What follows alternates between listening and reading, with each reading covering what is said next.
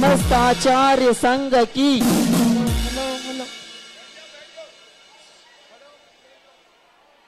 अपनापन हथकरघा द्वारा एक निबंध प्रतियोगिता का आयोजन किया गया है। आत्मनिर्भर भारत के निर्माण में हथकरघा और खादी की उपयोगिता इस विषय पर प्रतियोगिता है। प्रथम पुरस्कार 54,000, द्वितीय पुरस्कार 27,000, तृतीय पुरस्कार 18,000 और 50 प्रोत्साहन पर पुरस्कारों का आयोजन किया गया है। इसमें भी आप लोग सहभागी हो सकते हैं।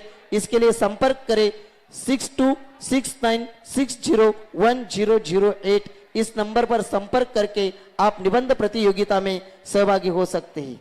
परम पूज्य आचार्य भगवान जी को आज के दिन शास्त्र दान करने के लिए हम निमंत्रित करते हैं। श्रीमान अशोक जी पाटनी, आरके मार्बल परिवार, ललित जी डायमंड आगरा निवासी, अतुल काका शाह, किशोर भाई शाह, दिलीप जी घेवारे, इन सब लोगों को निमंत्रित करते हैं।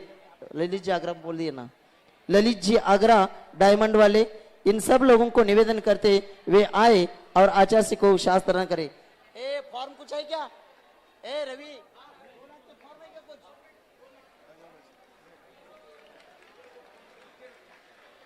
इसी के साथ दुर्ग से यहाँ धीरज बाकलीवाल जी, दुर्ग के महापौर आए हैं, मेयर आए हैं, वे भी आए और आचार्य के चरणों में श्रीफल अर्पण करके आशीर्वाद प्राप्त करे। 2 लाख करके देना केवल। श्रीमान निशांत जैन, सागर मध्य प्रदेश, इन्होंने 2,02,202 रुपए की एक प्रतिमा जी की स्वीकृति दिए, वे भी आए और आचार्य जी को शास्त्र करे। पवन, अनिकेत, सुनील, प्राची जैन, श्यामलाल जी जैन, अहमदाबाद निवासी, इन्होंने भी 2,02,202 रुपए की एक प्रतिमा जी की स्वीकृति दिए, वे भी आए और आचार्य जी को शास्त्र करे।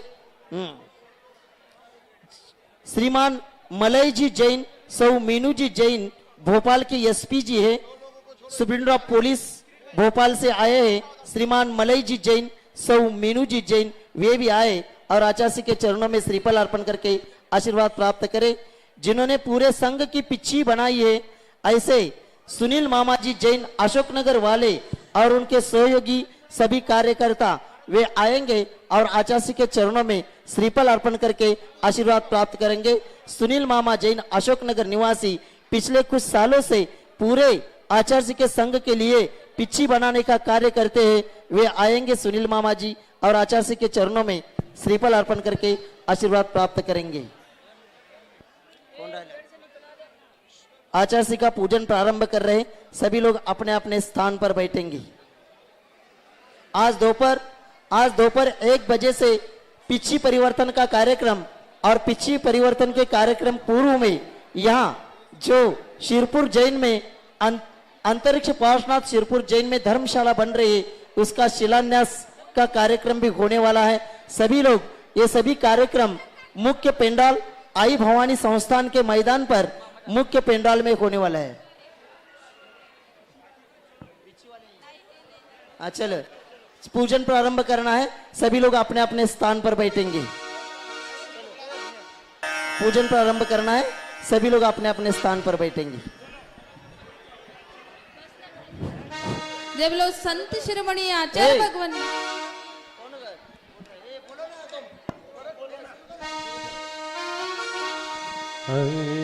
आचार्य श्री के चरणों में झुका रहा अपना माता, जिनके जीवन की हर चरण पड़ी स्वयं ही नवगाथा। नागम का वह सुधा कलश जो बिखराते हैं गली गली, जिनके दर्शन को पा करके खिलती मुरझाई हृदय कली। ओम रूम परम पूज्य संत शिरोमणि आचार्य भगवान विद्यासागर जी महामुनीन्द्र अत्र उत्तर सवष्टि आह्वाननम् अत्र तिष्ठ स्थापनम् जय हो। अत्र सन्निधोष्ठ स्थापनम् सनदीकरणम्। जय हो। संसारिक विषयों में पढ़कर मैंने अपने को भरमाया, इस राग द्वेष की वैतरणी से अब तक पार नहीं पाया। विद्या सिंधु के जल कण से भव कालुष्य धोने आया हूँ, आना जाना मिट जाए मेरा यह बंध काटने आया हूँ। ओम रूम परम पूज्य संत शोमण्याचार्य भगवान विद्यासागर जी महामुनिंद्राय जन्म जरा मृत्युनाशनाय चलम निरूपामिति स्वाहा। क्रोध अनल में जल जल कर अपना सर्वस्व लुटाया है, निज शांत स्वरूप न जान सका, जीवन भर इसे भुलाया है। चंदन सम शीतलता पाने अब शरण तुम्हारी आया हूँ, संसार ताप मिट जाए मेरा चंदन वंदन को लाया हूँ। ओम रूम परम पूज्य संत शोमण्याचार्य भगवान विद्यासागर जी महामुनिंद्राय संसार तापिनाशनाय चंदनम निरूपामिति स्वाहा। जड़ को न मैंने जड़ समझा, नहीं अक्षय निधि को जाना, अपने तो केवल सपने थे ब्रह्म और जगत का भरमाया। चरणों में अर्पित अक्षत है, अक्षय पद तुमको मिल जावे, तब ज्ञान अरुण की किरणों से यह हृदय कमल भी खिल जाए।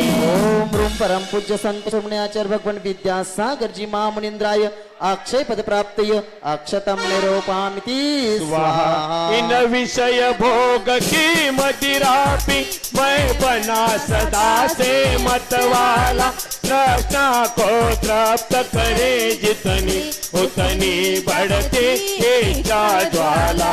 मैं काम भाव विध्वंस है मन सुमन चढ़ाने आया हूँ, यह मदन विजेता बन न सके, यह भाव हृदय में लाया हूँ। ओम रूम परम पूज्य संत शोमण्याचार्य भगवान विद्यासागर जी महामुनिंद्राय काम्बा निनाशनाय पुष्पम निरूपामिति स्वाहा। इस सुधारोग की व्यथा कथा भव भव में कहता आया हूँ, अति भक्ष अभक्ष बके फिर भी मन तृप्त नहीं कर पाया हूँ। नैवेद्य समर्पित करके मैं कृष्णा की भूख भगाऊंगा, अब और अधिक ना भटक सकूं, यह अंतर बोध जगाऊंगा। ओम रूम परम पूज्य संत शोमण्याचार्य भगवान विद्यासागर जी महामुनिंद्राय क्षुधारोग विनाशनाय नैवेद्यम निरूपामिति स्वाहा। मोहांधकार से व्याकुल हो निज को नहीं मैंने पहचाना, मैं राग देश में लिप्त रहा, इस हाथ रहा बस पछताना। यह दीप समर्पित है मुनिवर, नरम दूर भगा देना, तुम ज्ञान दीप की बाती से मम अंतर दीप जला देना। ओम रूम परम पूज्य संत शोमण्याचार्य भगवान विद्यासागर जी महामुनिंद्राय मोहांधकार विनाशनाय दीपम निरूपामिति स्वाहा। इन अशुभ कर्म ने घेरा है, मैंने अब तक माना था, बस पाप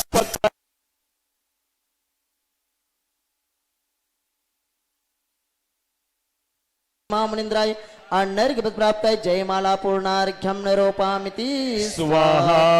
यहाँ राष्ट्रीय स्वयंसेवक संघ के प्रांतीय प्रचारक दीपक ताईशेट्टीवार, गणेश जी शेटे और नवीन जी जैन आए और आचार्य के चरणों में श्रीफल अर्पण करके आशीर्वाद प्राप्त करे। चलो लोग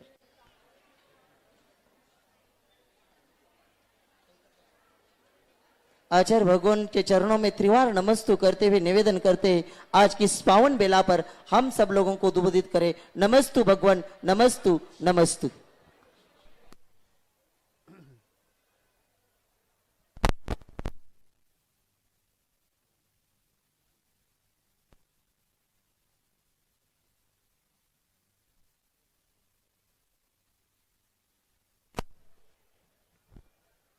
ओम नमः सिद्धेभ्यः।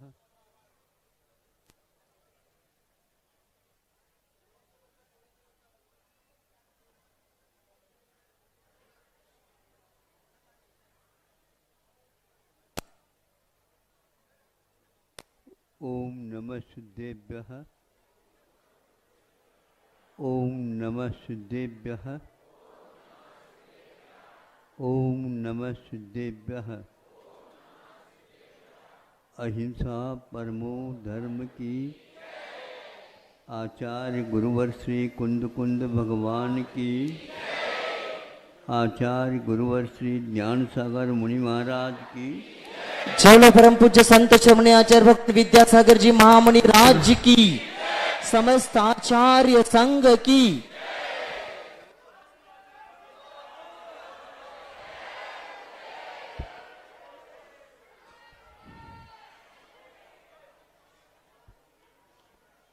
समय बहुत कम है, आज रविवार भी है।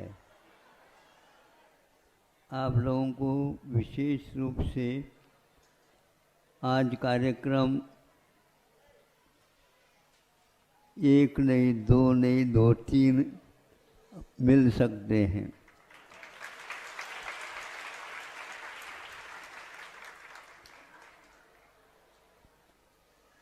ये पूछना चाहता हूँ,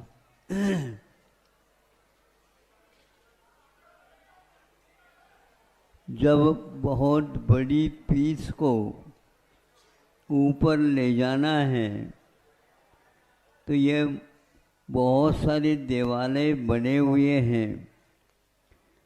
बड़ी बड़ी शिखर के ऊपर उसके अंतिम छोर में कलशादिक का आरोहण कराया गया है।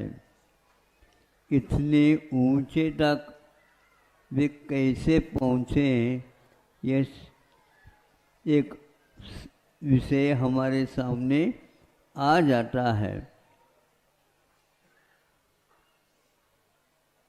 उस समय में भी बुद्धि चलती थी और इस समय में भी बुद्धि चलती है।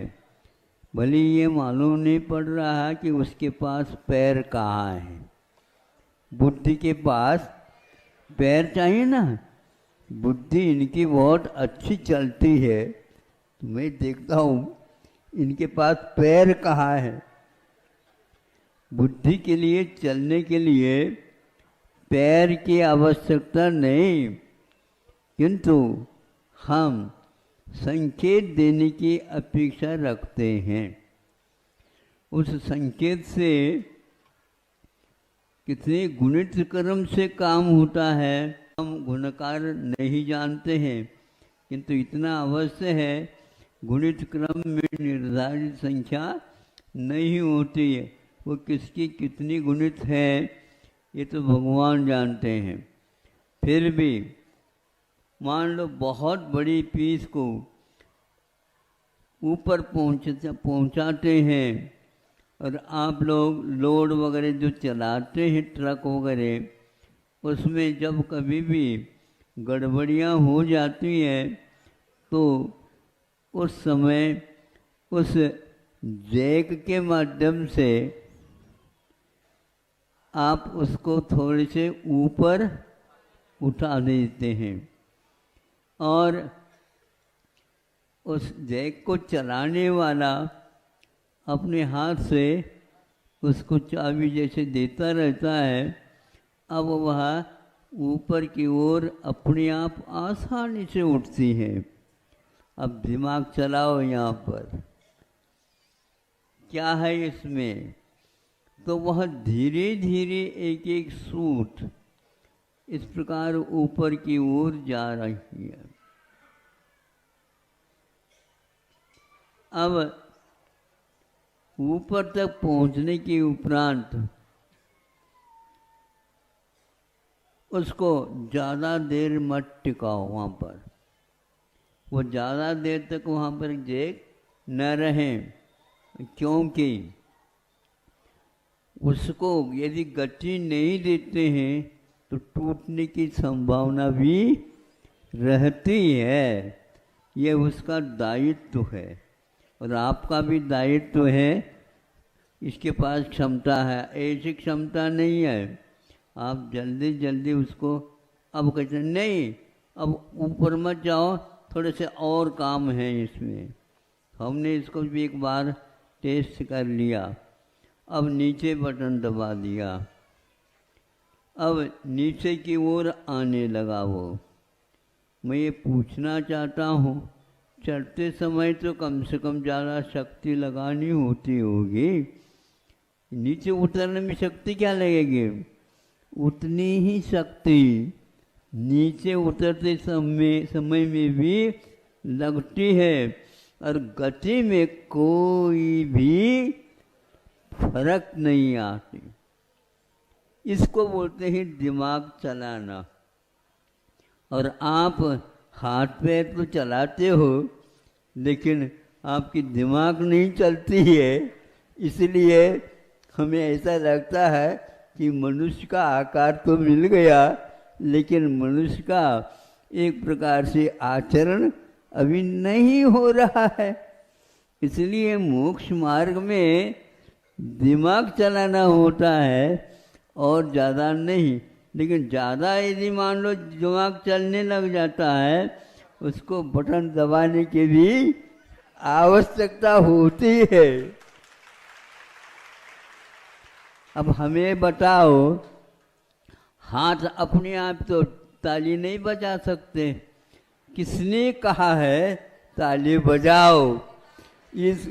इसका अर्थ यह है, प्रसंग के अनुसार आप विषय को समझ रहे हैं, इसलिए आपने हाथों को संकेत दे दिया। वो संकेत देने वाला कौन है? समय पर बुद्धि है। इसलिए ज्ञान समान न आन बोलते हैं। ज्ञान के समान संसार में और कोई वस्तु नहीं है। ध्यान रखो, उसी ज्ञान ने ही हम लोगों को फजीती कर रखी है। अति ज्ञान हो जाता है और अन्यत्र उसका उपयोग किया जाता है, निश्चित रूप से उसमें व्यत्यास, उसमें समस्याएं, उस समय अनेक प्रकार की बातें आएंगी। और खर्चना जैसे लगता है वो, लेकिन खर्च फिर्च नहीं है, वो तो समान रूप से आता। नीचे उतरते समय में भी उसको उतना ही श्रम करना पड़ रहा है, ज़्यादा ऊपर चढ़ते समय नहीं, किंतु उतरते समय में भी वही है। इसी को बोलते हैं संयम। चढ़ते समय ही चाहिए ऐसा नहीं, उतरते समय में भी वही चाल, वही गति और वही श्रम होता है। इसलिए मोक्ष मार्ग में श्रम समान ही रहता है। ज़्यादा करने से फिर चर्या में अनेक प्रकार के व्यवधान आ सकते हैं। आज यदि आप लोगों को कुछ देखना है, समझना है और सोचना है, फिर बाद में निर्णय लेना है। आप लोग बहुत कुछ चल चुके हो, अब उतरना है या आगे ऊपर चढ़ना है, ये बताना है आप लोगों को। हाँ, अब ध्यान रखो, दुनिया में बहुत सारी चीज़ें होती हैं और वह ऊपर नीचे होती है, किंतु आयु कर्म एक ऐसा है जो एक बार निकल चुका हमारी है।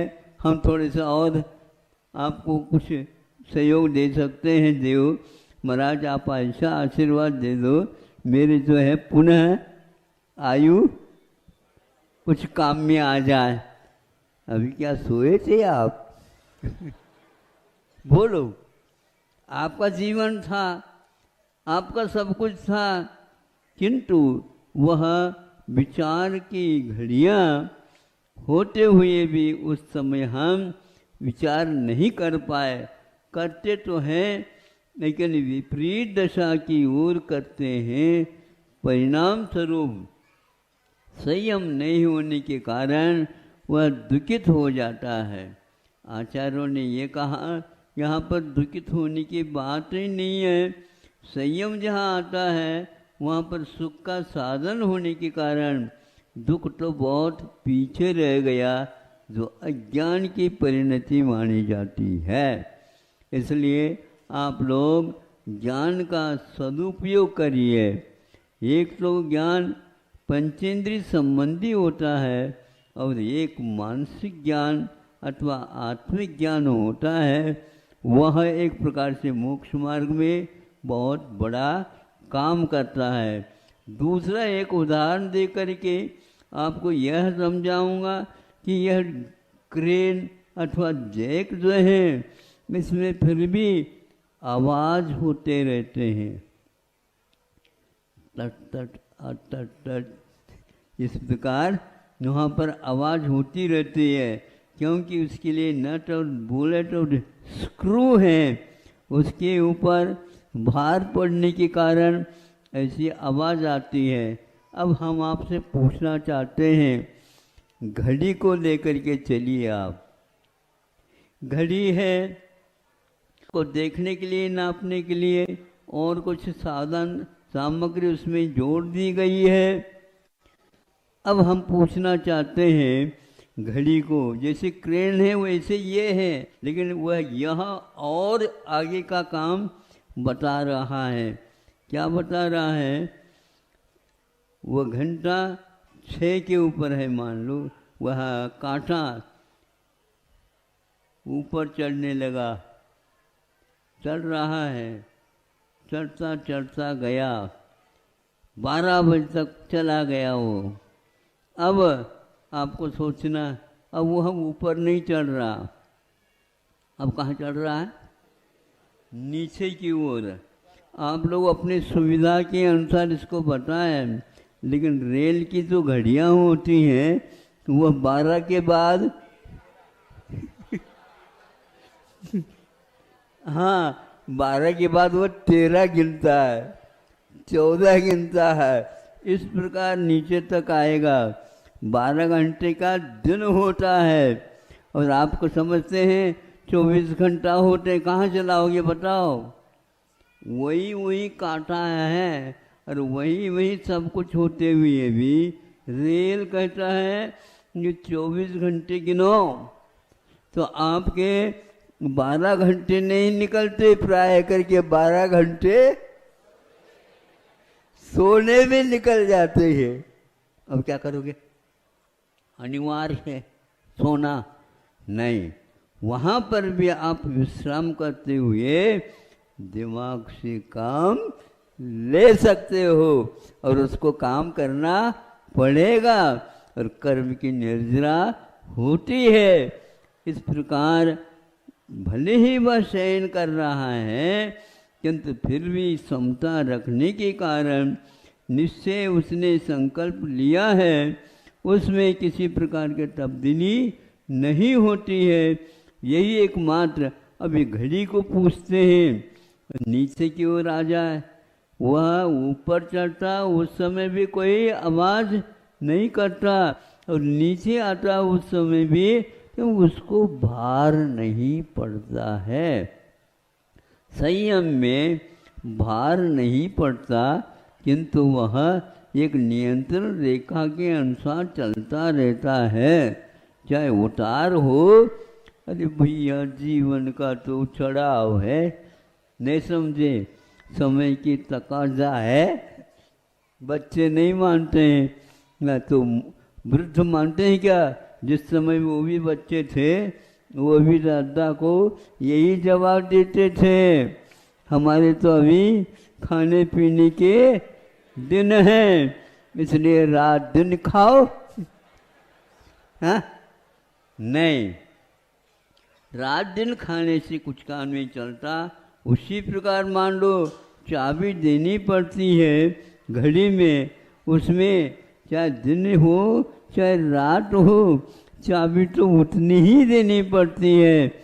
ये उसका संयम है और आप लोग संयम को छोड़ करके हम देख लेंगे, महाराज जी से प्रायश्चित ले लेंगे, जमा हो आप तो। अब आपसे बच्चे क्या लाभ लेंगे बताओ। एक ही पंगत में बैठे हैं, इसलिए सोच विचार करो। जो आप कर गए हैं वही उनको भी करना है, लेकिन आप में अब अनुभव जुड़ गया 50 वर्ष का, इसलिए उसको आप बुद्धि के माध्यम से निर्णय लेते हैं। ये तो एकमात्र चक्कर है, तेली का बैल की भांति है। तेली एक देखो, तेली और बैल और वहाँ क्या कोलू, उसको दक्षिण में बोलते हैं कोलू। अरे कहाँ, हाँ कोलू बोलते हैं। कोलू का बैल होता है और उसको नहीं समझे, वह माइंड पर कोई सोच न ले, इसलिए आंखन बांधी पाटी। गुरु जी इसको बहुत अच्छे ढंग से प्रस्तुत करते थे। अब आंख में बांध दिया, 12 बज गया या शाम तक, वैसे ही बीच बीच में उसको कुछ नाश्ता वगैरह देते रहें, काम लेते रहें। वो सोचता है हाँ खोल दिया, अब कम से कम 12 घंटे चल गया हूँ, सफ़र तो काफ़ी हो गई है, देख तो दो। वो कहता अरे कि ये क्या है, इतना मैं चल चुका हूँ,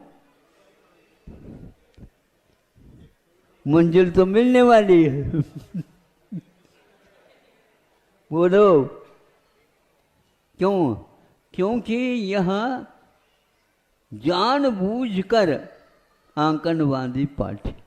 बच्चों से खेल में आंख मिचौनी, तो खेल खेलते हैं, खेलने में आनंद लेते हैं। अज्ञान के कारण ऐसा होता। यह घड़ी में किसी भी प्रकार से संयम का असंतुलन नहीं होता है, और ऊपर की ओर चली जाए नीचे की ओर चली जाए, उसका भार समान रहता है। सब लोग अपने अपने घड़ी तो बांध रखी है, लेकिन घड़ी के द्वारा आप बंध गए क्या? घड़ी को बांध रखी है बताओ? घड़ी के द्वारा आप बंधे हुए हो, इसलिए कोलू का तेली का बैल की भांति न बनो, नहीं तो आपका जीवन अब अंत में कहेंगे कहाँ है, वहीं के वहीं हैं। क्यों? बच्चे भी खा रहे हैं, आप भी खा रहे हैं, बच्चे भी सो रहे हैं, आप भी सो रहे हैं, बच्चे भी कुछ काम कर रहे हैं, आप भी वही काम कर रहे हैं। अब हमें रवाना होने का समय हो गया है, इसलिए सोचो। अब क्या सोच रहे हैं महाराज? जो दंड मिलेगा उसको तो हमें स्वीकार ही करना पड़ेगा, क्योंकि हमने ही किया है सब कुछ काम। हम दूसरे के निमित्त से भले करते हैं, लेकिन अपना ही काम करते हैं। यह संयम में हमें बोध हो जाता है। गुरुओं की कृपा रही है।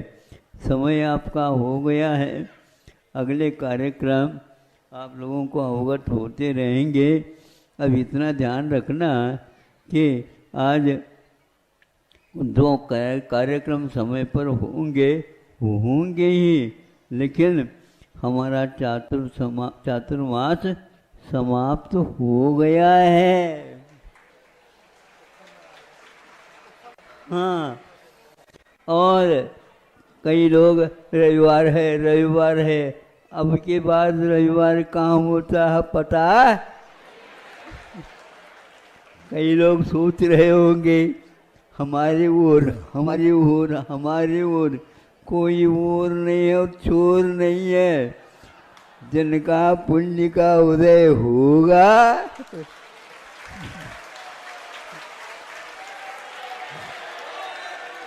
हाँ। अब आप ही सोच लो घड़ी कैसे चलती है, सोच लो। हमारे भी कुछ पुण्य होगा तो चलेगी, घड़ी हमारे भी बारे में कुछ बोलेगी, हाँ तो कोई बात नहीं। बड़े बड़े संत हुए हैं, और तीर्थंकर तो ऐसे संत हैं क्या बताएं, लेकिन वे भी कभी अपने विहार के बारे में नहीं बोलते हैं। और हम लोगों के लिए भी कहा है उसको खोलो नहीं नहीं समझे पहले पता नहीं अभी ठीक खोलो नहीं, क्योंकि एक रोएगा और एक हंसेगा, हम क्या करें। सुनो, ये बहुत कठिन है। जो रो रहा है वो भी भक्ति कर रहा है, धर्म ध्यान कर रहा है, और जो ताली बजा रहा है वो भी कर रहा है। हाँ, इसमें कोई घाटा वाला है ही नहीं। प्रॉफिट है, मुनाफा है, कोई हानि है ही नहीं। यह एक धर्म के आधार लेने से ही फल मिलता है, इतना ही पर्याप्त समझता हूँ। अहिंसा परमो धर्म।